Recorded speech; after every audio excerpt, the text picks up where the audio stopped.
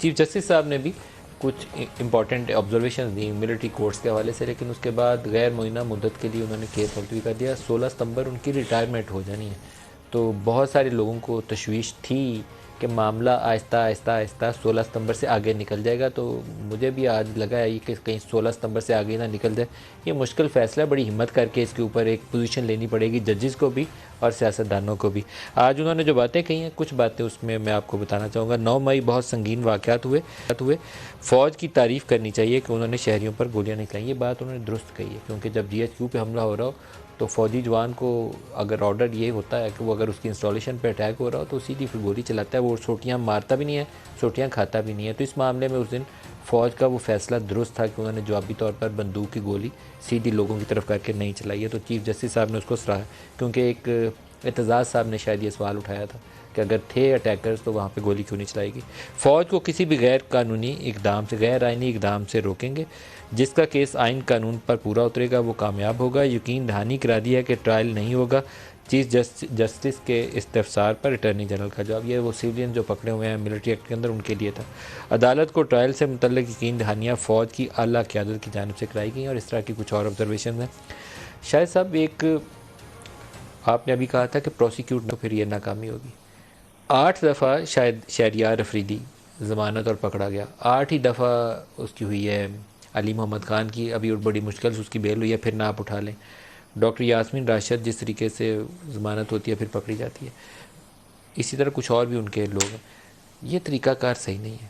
آپ کیس چلانا بھی چاہتے ہیں تو کیس چلائیں، جو آپ کے پاس چارجز ہیں لے جائیں عدالت میں، لیکن 8 دفعہ ضمانتیں کینسل ہو کے بندہ اندر ڈال دیں، یہ طریقہ تو درست نہیں ہے. نہیں، میں اس بات سے اتفاق کرتا ہوں کہ ضمانت ملی ہے تو پھر آپ اس کو آنر کرنا پڑے گا. صرف سوال یہ ہے کہ ہمیں کیوں ضمانت نہیں ملتی تھی. آپ کمپیریزن تو نہیں کر سکتے. نہیں، میں بالکل میں اس کو جسٹیفائی نہیں کرتا، بٹ میں یہ بھی سوال پوچھوں گا کہ یہی قانون تھے، یہی ایک جماعت اور اگر اس تھی. کا سچا جواب پوچھنا چاہتے ہیں تو سچا جواب تو یہ تھا کہ اس وقت کی اسٹیبلشمنٹ اور جوڈیشری آپ کو ضمانت دینے پہ تیار نہیں تو تھی. پھر قانون تو نہ ہوا نا ملک میں. پھر جو ہے وہ برداشت کرنا پڑے گا سب کو. تو جس طریقے سے فیصلے پہلے ہوئے تھے وہ کوئی قانون اور انصاف. میں نے تو خود کبھی ضمانت کی اپلائی نہیں کیا، لیکن کتنے مہینے قانون جیل تو میں ملک گزارے تھے آپ نے؟ 8 مہینے. 8 تقریباً 9 مہینے. لیکن تو آپ چاہتے ہیں کہ 8 مہینے شہریار افریدی کو بھی؟ نہیں، میں کہوں جو 8 دن بھی نہ گزارے. دیکھیں، میں نے پہلے کہا کہ آپ کو پروسیکیوٹ کرنا چاہیے. ایویڈنس اکٹھا کریں، چارج شیٹ کریں، پروسیکیوٹ کریں. ویسے آپ کو جب جیل میں ڈالا تھا تو فیصلہ کس کا تھا؟ جنرل باجوہ کا فیصلہ تھا؟ یہ مجھے نہیں پتا جی. عمران خان کا صاحب نے فیصلہ خود اس وقت وہ یو ایس اے میں تھے، انہوں نے وہاں پر بھرے مجمع میں کہا تھا، 5-8 ہزار آدمی تھا کہ جی میں نے آج ایک اور وکٹ گرا دی ہے، نام لے کر کہا تھا. تو جو آدمی خود کریڈٹ کلیم کرتا ہوں میں اب کیا کہہ سکتا ہوں. آپ کے خیال میں یہ سارے فیصلے عمران خان کے ہی ہوتے تھے اور امپلیمنٹ بھی عمران خان ہی کرتا؟ ایک آدمی خود کہہ رہا ہے، میں اس پہ تو کچھ نہیں کہہ سکتا نا. جب وہ اقتدار سے ہٹ گئے تو انہوں نے کہا نہیں میں نہیں کرتا تھا، یہ باجوہ صاحب کرتے. آپ تو خود وزیر اعظم رہے ہیں، آپ کو پتہ ہے کس طرح میں نے کوئی آدمی جیل میں نہیں ڈالا. تو آپ کو نہ میرے پاس کوئی اختیار ہے. آپ 8 مہینے جیل گزار کے ہیں، یہ آپ کو پتہ ہے کہ یہ فرد واحد وزیر اعظم یہ فیصلے نہیں کر سکتا، نہ امپلیمنٹ کر سکتا. پھر کلیم بھی نہیں کرنا چاہیے. کلیم جو کر رہے تھے آج بھگت بھی رہے ہیں. غلط کام کر رہے تھے، غلط کاموں کی آج سزا بھی پا. لیکن میں کہتا ہوں قانون کے مطابق آپ پروسیکیوٹ کریں، بس یہ بنیاد ہونی چاہیے. ہم نفرت پاکستان سے مکا نہیں سکتے جو ہم نے پیدا کر لی ہے. کبھی ڈی چوک میں آگ لگائی، کبھی فیض آباد میں آپ وزیر اعظم تھے، جو کچھ فیض آباد میں ہوا تھا آپ بھولے نہیں ہوں گے، ساری باتیں یاد ہوں گی. اب جو کچھ اب بھی ہو رہا ہے 9 مئی اور اس کے بعد، یہ بھی صحیح نہیں ہے. نفرت نہیں ختم کر سکتے ہم پاکستان؟ بالکل کر سکتے. نفرت ہم نے خود ہی پیدا کی ہے، کسی نے باہر سے تو نہیں آ کے کی. تو آج یہی لیڈرشپ کے تقاضے ہوتے ہیں. آج جو اس ملک کی لیڈرشپ ہے، یہ ان کا کام ہے نفرت ختم کریں. شہباز شریف صاحب وہ لیڈر نہیں ہیں جو یہ کام کر سکے. وہ جس چیز کو انہوں نے آج پبلکلی اون کیا، اس کے بعد اگر کہیں وہ انیشیٹو لیں گے، نہیں لیں گے. آپ کی جماعت کہتی ہے نواز شریف یہ کام کر سکتا ہے، نواز شریف پاکستان آنے پہ تیار نہیں ہے، تو پھر وہ کون کام کرے گا؟ مجھے تو یہ بھی بات سمجھ نہیں آتی ہے. آپ تو آج پورے اینٹی شہباز شریف کروسیڈ پہ ہیں. ایک سلسلہ شہباز صاحب کو کچھ چیزوں پہ سٹینڈ لینا چاہیے. یہ وزیر اعظم کا فرض ہے سٹینڈ لے، لیکن اگر وہ فنڈامنٹل رائٹس یا سول لبرٹیز کے اوپر سٹینڈ نہیں لیتا تو پھر وہ جمہوری لیڈر نہیں ہے.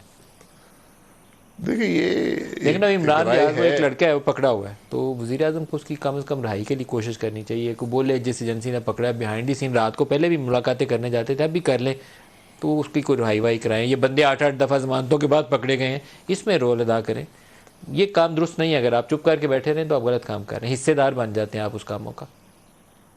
دیکھیں یہ ایک رائے آپ نے اس کا اظہار بھی کر دیا ہے، لیکن وزیر اعظم کے پاس کوئی اختیار نہیں ہوتا، نہ کسی کو بیل دینے کا، نہ کسی کو گرفتار کرنے کا، نہ چھڑانے پھر کا. آپ عمران کو یہ اس کے الزام پاس دے رہے ہیں نہیں کہ ہے. عمران نے پکڑ لیا تھا؟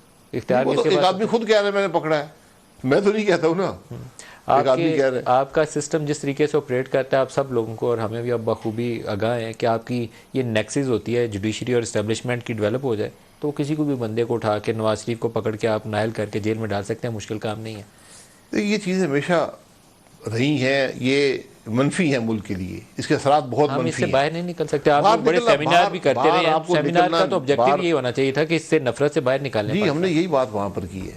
مقصد یہ تھا کہ آپ ان چیزوں سے باہر نکلیں گے تو کام بنے گا، کیسے نہیں نکلیں چلے گے؟ گا. ابھی آپ ساری پوری حکومت آپ کی کا زور ہے کہ عمران کو فکس کرنا، نہیں فکس ہو رہا آپ سے. نہیں، طریقہ یہ ہے آپ بیٹھنا پڑے گا. سیاست بیٹھیں گے نہیں، عمران سیاست کو میں ساتھ بٹھا کہاں لیں پر گے؟ بیٹھیں گے؟ عمران کو ساتھ بٹھا لیں گے؟ بٹھائیں.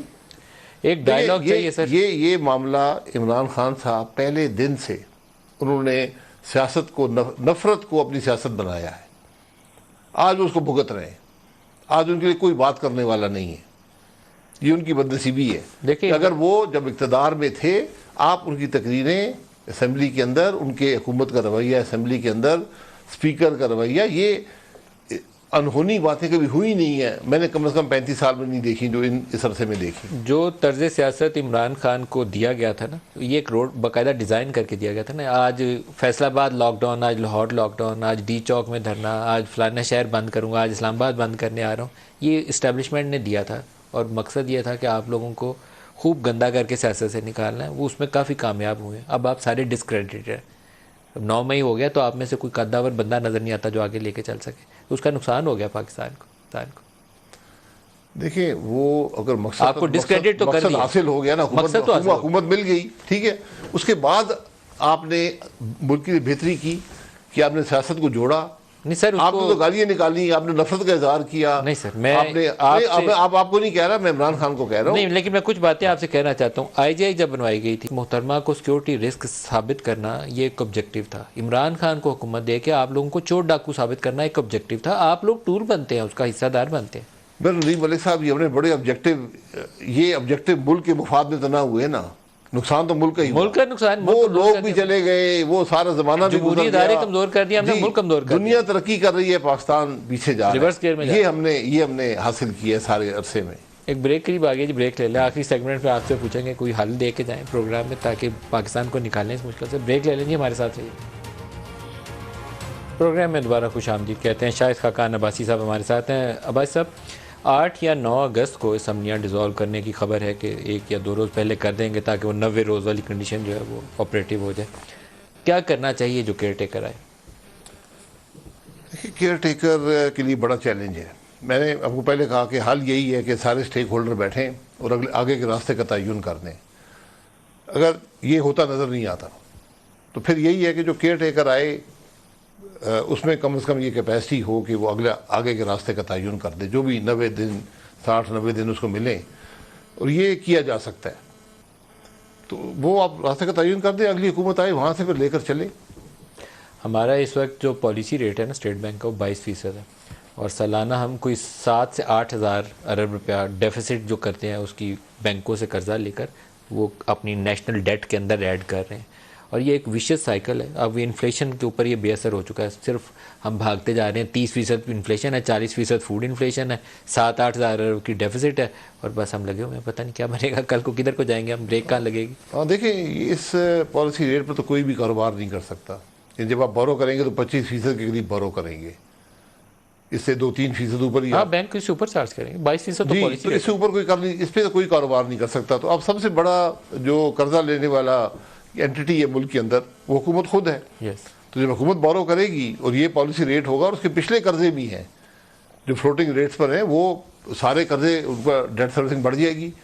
اس سال اگر 750 ارب ہے تو اگلے سال 850 پہ چلے گی. ہر 100 روپے کے پیچھے ہم اس کو 4-4.5 سال میں اس کو ڈبل کرتے ہیں. جی، اور جتنا آپ گین کریں گے ریونیو سارا اس میں نکل جائے گا. یہ ایک بڑا ویشیس، جو آپ نے بتایا، بڑا ویشیس سائیکل ہے. اس سے ہمیں نکلنے کی ضرورت ہے. آپ نے بڑے مشکل فیصلے کرنے پڑیں گے. تو کیا کوئی ایسی بات کا امکان موجود ہے کہ اسٹیبلشمنٹ اور مین لیڈرشپ بیٹھ جائے اور ان کو ڈسکس کر لے کہ یہ راستہ ہے, باقی اپنی سیاست کرو لیکن اس کو مت چھیڑو؟ جی میں نے کہا نا یہ ہو جائے تو بہت اچھی بات ہے, لیکن انٹرنل سیٹ اپ بھی آپ کو ایک موقع دے گا کہ یہ چیزیں کم از کم وہاں پر, کیونکہ وہاں نہ اس پہ کوئی سیاسی دباؤ ہوتا ہے نہ کوئی اسمبلی ہوتی ہے, تو کم از کم جو بھی لوگ بیٹھ کر یہ تعین کر لیں کہ آگے کا راستہ کیا ہے اور اس پر پھر چلتے رہیں. کیا یہ معاملات ہم پوسٹ الیکشن دیکھیں گے کہ خوش اسلوبی سے آگے بڑھ جائیں؟ کیونکہ بہت سارے لوگوں کا خیال یہ ہے کہ پرویز خٹک کی جماعت کچھ سیٹیں نکالے گی, استحکام پاکستان کچھ سیٹیں جیتے گی, نون لیگ اب تگڑی نہیں ہے, پی ٹی آئی کچھ سیٹیں جیتے گی, تو ایک کولیشن کا دوبارہ ماحول بنے گا جیسے ابھی ہے, 5-6 جماعتوں کو مل کے حکومت بنانی پڑے گی, اسٹیبل سیٹ اپ نہیں بنے گا. دیکھیے کولیشن بھی میری نظر میں تو کولیشن بہتر ہوتے ہیں, اور لیکن 13 جماعتوں والی کولیشن بھی نہیں نہ ہونی چاہیے. آپ نے 90 وزیر بنائے ہوئے ہیں آپ نے. نہیں وہ 90, ہاں یہ ایک ظلم ہے. یہ ایشو ہوتا ہے. نہیں آپ اس کو, یہ آپ کو مینیج کرنا چاہیے. یہ چونکہ ایک حکومت چونکہ الیکشن سے نہیں آئی تھی, عدم اعتماد سے آئی تھی, تو ان کے کچھ اپنی کمپلشنز ہوں گی, لیکن آپ کو کم از کم کولیشن کے اندر زیادہ کنسنسس کریٹ کرنا پڑتا ہے, زیادہ ڈیبیٹ ہو آپ کو جاتی ہے. پوسٹ الیکشن زیادہ امکان کولیشن گورنمنٹ کا نظر آتا ہے؟ جی 100% کولیشن گورنمنٹ ہوگی. 100% کوئی حکومت بھی اکثریت نہیں, کوئی پارٹی بھی اکثریت سادہ اکثریت نہیں لے سکے گی, میرا قریب بھی نہیں آئے گی. تو پھر وہ ایک بلیک میلنگ ہوتی ہے, وہ چھوٹے گروپوں کی, وہ چلتی رہے گی. نہیں کوئی بات بلیک میلنگ نہیں ہوتی, یہ سیاست اسی کا نام ہوتا ہے کہ آپ سب کو مینیج کرتے ہیں, سب کو مینیج کرنا اور ہے, لیکن محدود وسائل کو سیاست کی نظر کرنا ظلم ہے. نہیں وہ وسائل بھی ایسے دیکھیں, ساری گورنمنٹس پچھلے جو 85 کے بعد سے ساری کولیشن گورنمنٹس رہی ہیں, سوائے 97 کی گورنمنٹ جو تھی, اس کا انجام 12 اکتوبر پہ ہوا تھا. جی وہ بھی ایک ان نیچرل تھا. 2/3 پارلیمانی جمہوریت میں ایک ان نیچرل سچویشن ہوتی ہے, تو آؤٹ کم بھی پھر اس کا آؤٹ کم بھی ان نیچرل ہی ہوتا ہے, وہ بھی ان نیچرل